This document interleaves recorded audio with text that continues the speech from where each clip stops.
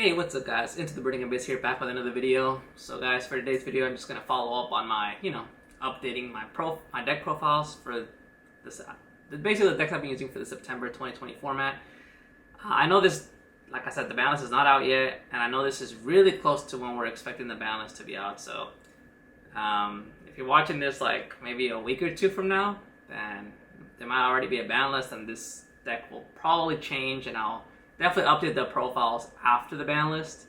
Like I said, it sucks that I've been waiting for the ban list to come out because I thought it was going to come out or at least we get news about it in early September, but nothing yet. So I was like, you know what, let me just upload these profiles for what I've been using the last month or so, ever since Power of the Elements came out. And well, here we are. So for this one, I'm updating my Exosister deck. I finally got my hands on Prosperities. I know on my last build I was using Desires, but I do think Prosperity is better. And I've made some changes here and there from that last profile, so I just thought I'd share it with you guys. This is a potential deck that I'm thinking about taking to YCS Minneapolis. So yeah, guys, without further ado, let's just get right into the deck profile. Alright guys, so let's just hop right in. We got, of course, the Exosister cards. 3 Martha. Very, very standard. Nothing crazy about that. Best card in the deck. Obviously, the card made the deck playable. 3 Alice. Basically, the card you search with Martha. And this card's like the second best one because it just summons herself from hand if you control an Exosister. 3 Stella. And yeah, Stella summons from hand. Of course, she's also 3 of just, if you open another name, normal effect. Something you can do is just bait out hand traps like normal. If they try to, if you have this in hand, you can normal this, activate effect. If they negate it, then you can just summon this from your hand. So, little ways to play around hand traps or bait out hand traps. Now I am playing 3 Sophia. I know a lot of builds play 2. I got this off, the winning list for the YCS in what was it, Niagara, for Raymond Die. Yeah, him and I think Ryan, I think they were both playing 3 Sophia, just to increase the names a little bit, just because, yeah, you really do need to see, obviously you want to see either Martha or 2 of the other sisters.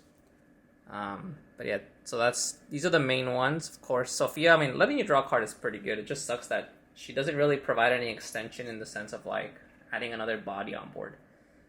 And then 1 Irene, of course, this definitely was the worst one, but you need to have 1 at least so you can actually, use Vadis if you want to with Irene and Sophia. This one lets you put an extra card back and draw a card, so not really good, honestly. And then for the spell and traps, we got 3 packs. I'm playing 1 Carpe Diem. Like I said, I am sort of following the winning list. I did make some big changes though. I was playing Army before, but I did think Carpe Diem just it does have a lot of utility. Being able to, call Nib and being able to pop your opponent's back row whenever an Exosister card battles is pretty good. So yeah, I think it has a lot of utility. Going second, I feel like it's not as good. Of course, definitely better going first to, set it up without getting interrupted. And then packs, of course, 3 of card best, like Rhoda / E-Telly for the deck. Really good card. So definitely a 3 of. And then, of course, the two traps. We got 2 Vadis and 2 Returnia. Like I said, I am playing the Prosperity now, so I definitely don't think any of these is a 3 of, to be honest, with Prosperity in the deck, since they're searchable and you don't really want to see multiples, honestly. So, and this has worked out really well. Of course, Vadis is freaking busted.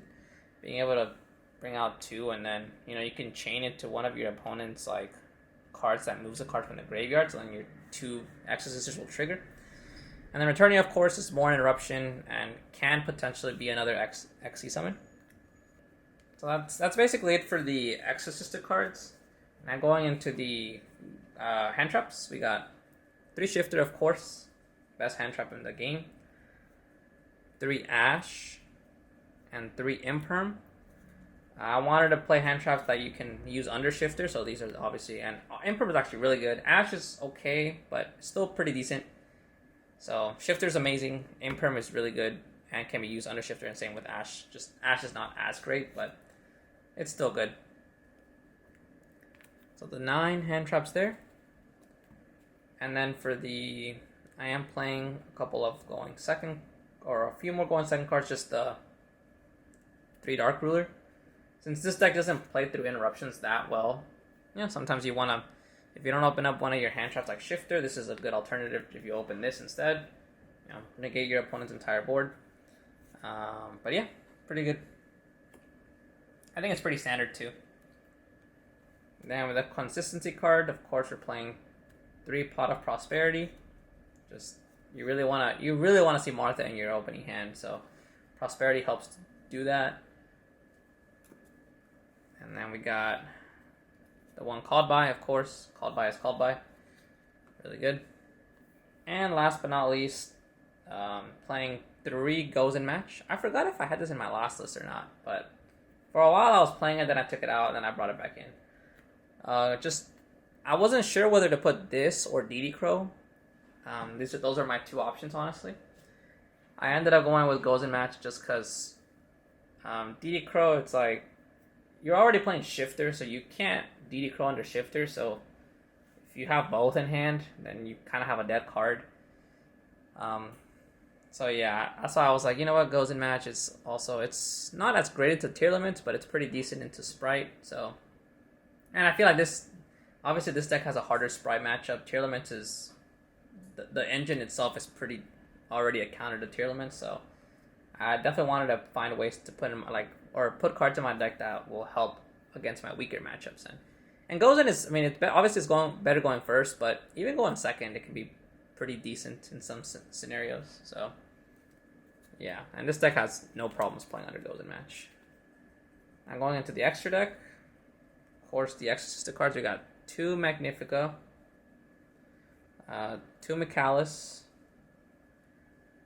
2 Caspitel, 2 Asophil, and 1 Jabrin. So, of course, Magnifica is the boss monster of the deck. Card is broken, honestly. A really good card. If you can summon it out, it's like, you got a pretty good chance of winning the game. Mikalis is like, you don't need 3 though. Like, I feel like 3, you hardly ever, honestly, I hardly ever summon 2, but you want to have a second just in case. Mikalis is definitely the most useful one, not strongest, but most useful. Being able to search a spell trap and being a quick effect targeting banish, field or grave, is really good. So yeah, I think Mikalis is definitely a 3. This is the one you definitely summon the most.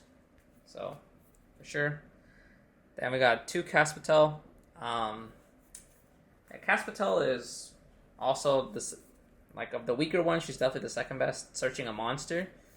And, she locks out of the graveyard, from special summon from the graveyard, so pretty good. And Asophil, I bumped this one up to, I was playing 1 before, because I was playing the, Ultimate Slayer in the side, and having, Evil Twin and Entis in the extra deck for the Ultimate Slayer. But I decided to cut Ultimate Slayer because I hardly ever sided in the fusion, like the Entis, because I hardly ever faced too much tier limit. And then siding in, I've been facing more Sprite, and siding in the Trouble Sunny, siding in the brick with the Ultimate Slayer. Like, I've been drawing the brick more often than I draw Ultimate Slayer, so it's really been making me mad. So I took it out. So I bumped up Asophil to 2, just because you never know. Like, I feel like I've never summoned this more than once in a duel, but I feel like it could potentially come up in a grindier game. And then Jabrin, of course, helps OTK, and it's an imperm, basically. I've summoned her a few times. She's pretty good. Though I don't think you need more than 1, honestly. So that's it for the Exosister cards. We got, of course, 1 Zeus. XYZ deck, Zeus is broken, so. And then now for the links, we are playing the Access Code package. So we got 1 Lina, 1 Celine, 1 Access Code. It's good in case you get deburied, which has happened to me before. I get deburied. So this, this is always an option, like going into Lina and then Celine Access Code, pop a card and then beat over stuff. So I think it's a necessary package. And then last but not least, I have one flex spot. Right now it's Phoenix. I wasn't sure what else to put in. But I'm probably going to change this out for either Gaga Cowboy to help with time. Or I know they were playing before on the list like the Utopia package. But I don't really know how I feel about that. It's still a iffy card. I'm not really sure what I'm going to have to end up putting for that. But it's probably going to be Gaga Cowboy, honestly. But it could also become an elf if I want to side Ghost Reaper and Winter Cherries. So that could be another option, just help with the Sprite matchup. It's going to be one of those two things, either Gaga Cowboy or Sprite Elf to use with Winter Cherries in the side. So that's it for the extra deck, guys. Now going into the side deck. I am going to show it off for this. I might make some changes, who knows, before the YCS Minneapolis. So we're playing the back row hate, 1 Harpies, 2 Cosmic, 2 Lightning Storm, and 1 Red Reboot. So this is the back row hate, just, Cosmic. I like it because you don't want to use Lightning Storm or Harpies on like tier limits, because their trap cards, get certain effects if they get sent to the graveyard by a card effect. So that's why I decided I probably wouldn't side Lightning Storm into tier limits. It'd probably be like Cosmics, and I'll probably still side in the Harpies just in case, but no Lightning Storm. I would definitely side in the Cosmics. And then obviously, of course, these other ones, the Lightning Storm, the Harpies, and the Red Reboot are for like heavier trap decks and all that stuff. So that's the main back row hate. And then for the removal, this is also part of the back row hate, but this applies to more things. 3 evenly matched. Just evenly matched is pretty good against tier limits. Pretty good against Sprite as well. It's better into tier limits though, just because Sprite has too many like Omni negates. But yeah, evenly matched is a pretty good card. Also helps against back row decks like Eldritch and stuff like that. So I thought it'd be a pretty good card to cover a lot of decks. And then for the going first stuff, I am playing 3 Anti-Spell and 3 Solemn Judgment. Just because if I'm going first, Anti-Spell just, so good against a lot of decks. And Solemn Judgment, most people will probably side back row hate into Exosisters, since we do play a good amount of back row. So I definitely think that Solemn Judgment is necessary to protect your back row. So yeah, guys, that's basically it for the whole deck. This is probably the deck, depending on the ban list, but this is probably the deck I'm going to take to Minneapolis. I might make a few changes between now and the event, especially considering a ban list is looming. But yeah, guys, I hope you guys enjoyed. Leave a like, comment, subscribe if you did, and I will see you guys in the next video. Peace out.